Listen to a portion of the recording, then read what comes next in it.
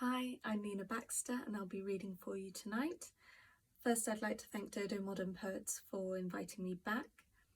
I'm going to begin with a poem that I wrote in 2019, so in a pre-COVID, pre-lockdown world, which looks at the frustrating dichotomy between wanting and needing social interaction versus the comfort and safety of self-isolation. So this is called Currently Avoiding Human Interaction. Sometimes I feel like a shadow of myself. Not really there, not participating. The body is present, but I'm not in it, unable to join in with life. Really, I want to live like a hermit, isolate myself, interact with no one, just work and sleep, completely self-sufficient, finally alone. Frustrated when I still want attention, it makes me angry, the company of others. The blurred line between want and need, a baby with its milk, human interaction. And I am human after all. I still need food and water to survive. But when met with the reflection of my own face, looking back at me from the surface of the water, I'm just a budgie with a mirror, never truly alone. If I were to smash that mirror, leaving a cracked and disjointed reflection, or throw a rock in the water, creating infinite ripples to distort the image, I would still have to live with myself. I thought the darkness was out of me, the worst, or at least, the most. But it never left, and it never will. So how do I do this? Live among people? Live with myself?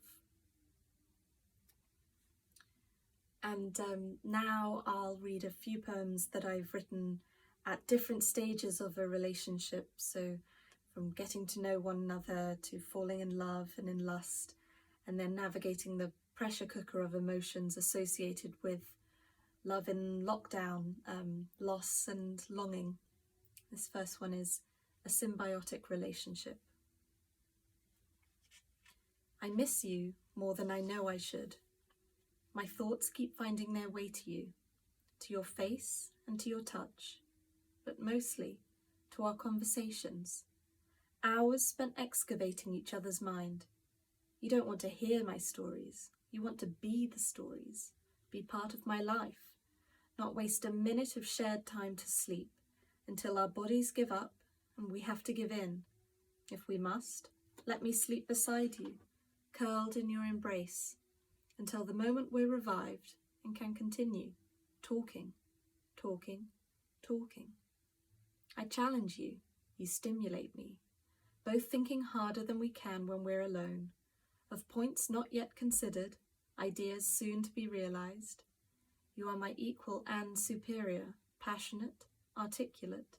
I leave you drained, yet fertile, a succulent basking in the sun, ready to grow. I am the energy that feeds you. And this next one is called Night Creatures.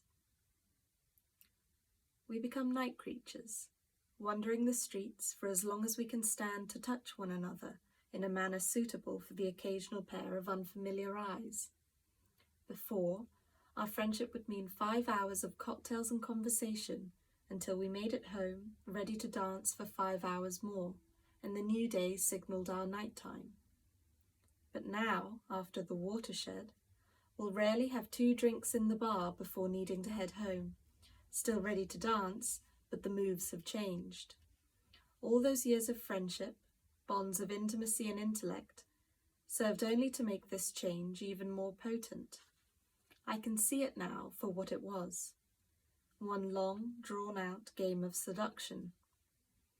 You described to me a balancing act, a tightrope walk you'd been treading, constantly aware of the risk and the drop, reckless enough to try for the reward. And here we are, 2 bodies entwined, 2 friends of old, 2 lovers anew, dancing into the night. And now we have I feel sad today. I feel sad today. No more than normal, really, just the usual amount. Sore eyes left over from crying earlier, the familiar feeling of water rising within me. my body is like the lock in a canal, a continual system of water filling up the chamber, only to be released again, with each new emotion or experience passing through. Of the classical elements, water, earth, fire and air, I'd say I'm probably 90% water. If I'm not crying from sadness, I'm crying from something beautiful. Crying because my chest aches and my breath catches when I'm in the middle of work, but my defiant mind turns to you. Crying because I miss you so much it hurts. There's truth in the phrase, love is pain. And trust me, I'll cling to the hope the psychological science study I read last night at 2 a.m. gave me, that an over-the-counter painkiller just might help to relieve my emotional pain, as well as this throbbing headache I have from constant dehydration. I feel sad today, but I'll use this moment, while the sobbing stopped, however briefly, to go downstairs for a peppermint tea. If nothing else, it'll simply top up my water levels, ready for the gates of the lock to open again. And now, I haven't wanted to talk to you recently. I haven't wanted to talk to you recently, but you've been in my mind non-stop. I say in my mind, not on it, because it's as if you've been sprinkled like gravel or grit over all my mental pathways, where each anxious thought or fear intersects with every moment of longing and memory of love. I'm not sure what your purpose is these days, but with each step, the crunch underfoot reminds me that you're there. I'm reluctant to describe you this way, aware it paints you in an unfavourable light, a pervasive presence, infiltrating every thought and feeling passing through my mind and heart. You've permeated my entire being, it seems, through months of tender moments and passionate desire, yet all I'm left with now is an aching emptiness, where fading memories flicker in the darkness. It can be dangerous to think about you directly these days, like looking straight into the sun, trying to remember your face, the sound of your laugh, or the way your t-shirt smells when I nuzzle into your chest. Not having you here has taught me a lot about my love language. I need to touch. I can't really see your face anymore, even when you send me a photo.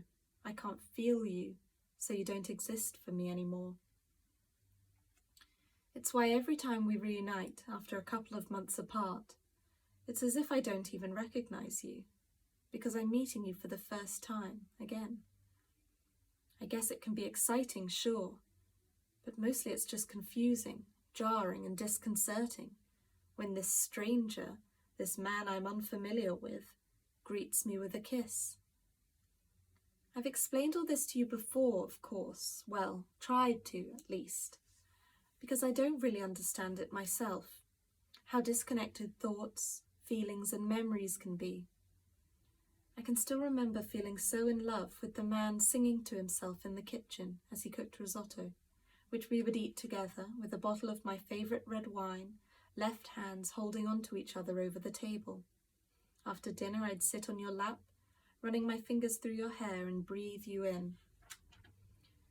I don't know how to reconcile these two realities I'm living, where in one I'm in love, in lust, infatuated with the wonderful man whose kisses and touch feel as necessary as breathing to me. But then you're gone, and for a week or two I might be able to sustain myself with memories of you, and your voice on the other end of the phone, whispering in my ear each night as I fall asleep.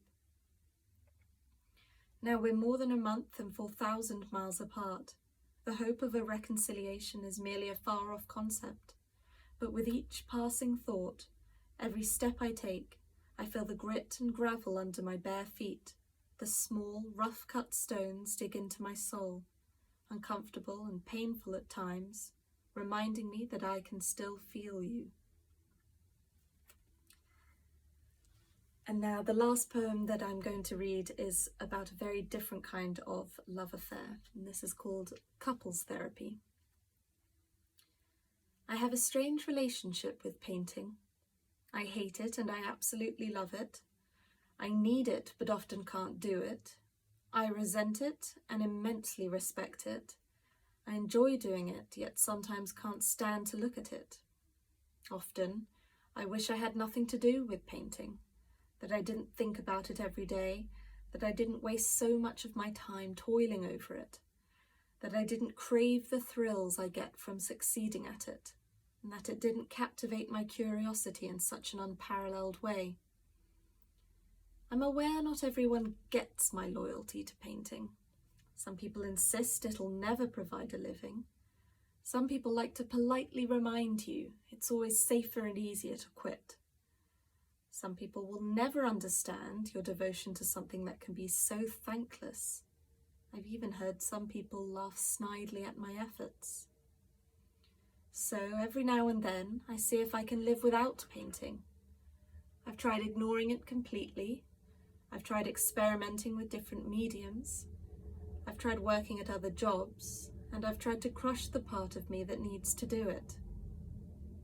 But I'm never quite all right if I'm not getting along with painting. There's always a feeling of restlessness. There's never any real sense of fulfillment. There's the unnerving feeling that I'm not actually myself anymore. And there's always a flicker of hope we'll get back on track. Because I can't really imagine myself without painting.